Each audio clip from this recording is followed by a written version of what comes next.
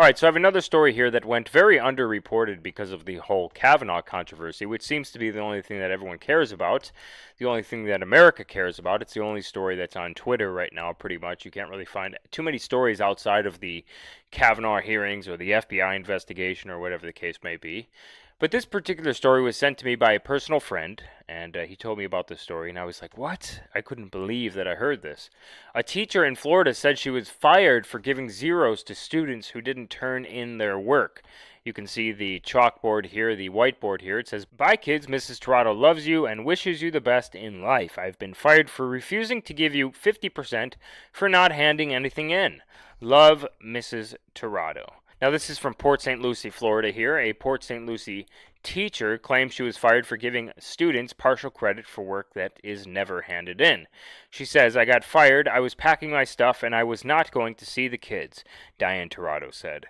Mrs. Torado didn't get to say goodbye to her students physically, so she wrote her message on a whiteboard instead. She snapped a photo of it, shared it on Facebook, then the messages from her 8th grade students started pouring in. Quote, "You showed me to be responsible for my work and the things that I do. I hope you don't forget me," one student wrote. Mrs. Torado has been a teacher for more than 17 years. The 52-year-old began working at Westgate K-8 school this year as an 8th grade social studies teacher. She said she gave her students 2 weeks to complete an explorer's notebook project, but said some of them didn't even turn it in. That's when she learned about the school's no-zero grading policy, written in red in the school's handbook stating no zeros. Lowest grade possible is 50%. Tirado says this sends the wrong message. If there's nothing to grade, how can I give someone a 50%, she asked. So this is what's going on in schools all across the country. This is not just this school in St. Port Lucie, Florida. No, this is not just this school. There's other schools, including the schools that my kids go to, the school that my kids go to, where the grading policy is changing to not make the kids feel too upset because they failed their test or they failed their homework or they failed their schoolwork. Now, well, this one is a little bit way out there here. The lowest possible grade is 50%. So you can get credit for not turning anything in at this school.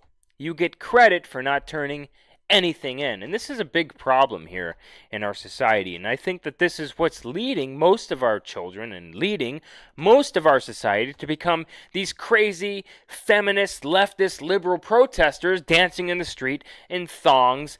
I mean, this is really what's leading to this chaos that we're seeing right now. This is really what's leading to this cold civil war that a lot of people say that we are in. And a lot of it has to do right when you start school, right when you start, and even in the home. Even in the home, I think that the lack of discipline happening, especially with the millennial generation, them raising kids. I am one millennial. I am one of those millennials, but I am different. I think that it starts at a very young age, and I think that we're seeing the results of this today, the results of this madness today, as we watch the TV in awe at the edge of our seats. It goes on to say her September 14 termination letter doesn't cite specific reason, only stating that she was contracted as a teacher on a probation period and that she can be dismissed without cause. Her message on her classroom's whiteboard has been shared hundreds of times with messages from other parents and teachers circulating and teachers congratulating her on standing her ground. Tonight she is calling for change because she believes that grading policy at the Westgate K-8 school won't help students in the long run. She says, quote, "I'm arguing the fact that you don't get something for nothing. I want the policy changed, and it's not just here," she says. And she's right, it's not just here.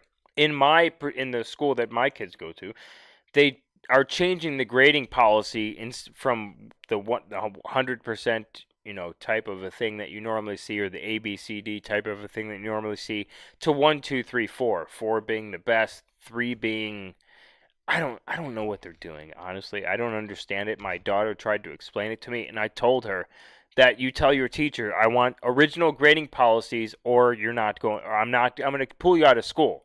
I'm going to pull you out of school. And I told her this.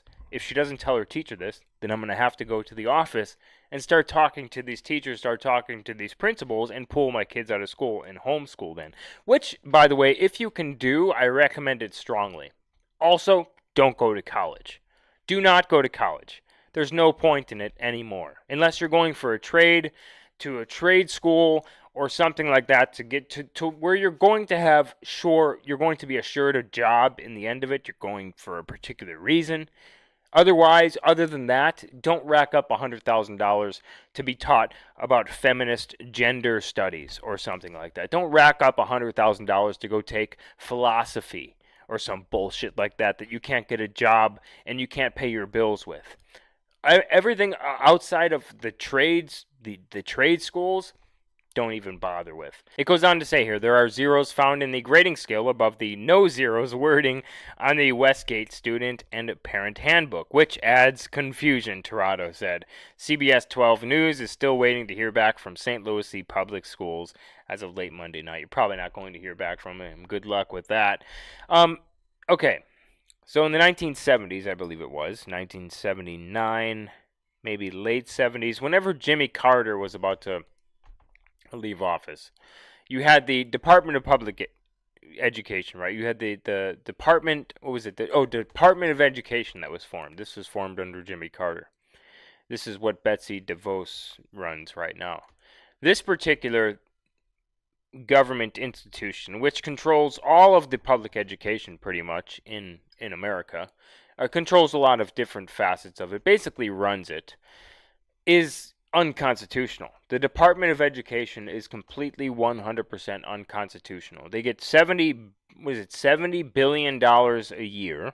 $70 billion a year, plus all of the lottery money and whatever else goes to education. For what? For shittier grades than we had, for shittier test scores than we had 20 years ago, for worse schools that we had 20 years ago, for this, for giving them 50% credit for handing in nothing, for what we're seeing in the universities that are also publicly funded. No, we pay your bills. We pay your salary, teachers. You are not going to give our students credit for handing in nothing. Sorry about that, but I'm going to pull my kids out of school if you keep doing this. And I recommend everyone who's a parent out there watching this as well, do the same thing. Maybe ask your kid, because you might not know what's going on in school. You might not know that they changed the grading policy across the country. So I would actually ask your children, ask them if they did in fact change the grading policy to this 1, 2, 3, 4, or the 50% for turning nothing in, and make sure that you get involved in the educational matters of your children, because the government fails at everything it tries to do. We know that from every time we go and visit the DMV. The government fails at everything it tries to do and everything it tries to control. And I would be happier, I think we would be much better off if communities were to take control of the schools once again. Communities, families were to take control of education once again of our students, instead of the federal government and the state governments, which are doing a shitty job as well. I mean, even just giving it back to the states would probably be better than the federal government overseeing a lot of the things that happen with public education. So get involved with what your students are bringing home. Look at their homework. Ask them about their grading scales. Ask them about what they're learning in school. Look at their history books especially. And just make sure that none of this ridiculousness is going on with your children.